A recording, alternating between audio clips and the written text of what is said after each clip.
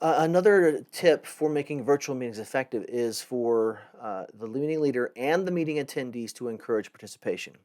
Now, in a face-to-face meeting, that can often just be you look at someone and say, "What do you think?" Right? Well, in a virtual meeting, it's a little harder because when you look at the camera, you're looking at everybody. So you're like, "What do y'all think?" or "What do you think?" means that everybody's thinking you're looking at them and asking them a question. So you have to be a little more proactive, both as an attendee and as a leader, by looking at the camera and saying the name of the person and then asking for their thoughts.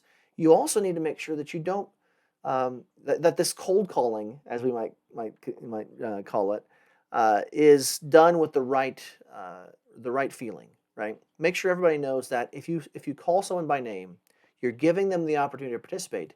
You're not expecting them to have the answer, and it's even okay for them to say, "I don't know."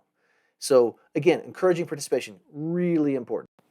In addition to calling people by name and asking for their input in a virtual meeting, it's also important to recognize that there are other forms of participation that probably need to be legitimized in your virtual meetings, particularly when you know that people are meeting from all sorts of different contexts and there's other things that could be distracting. Maybe they can't turn their audio on because there's a noise in the background and other issues, right?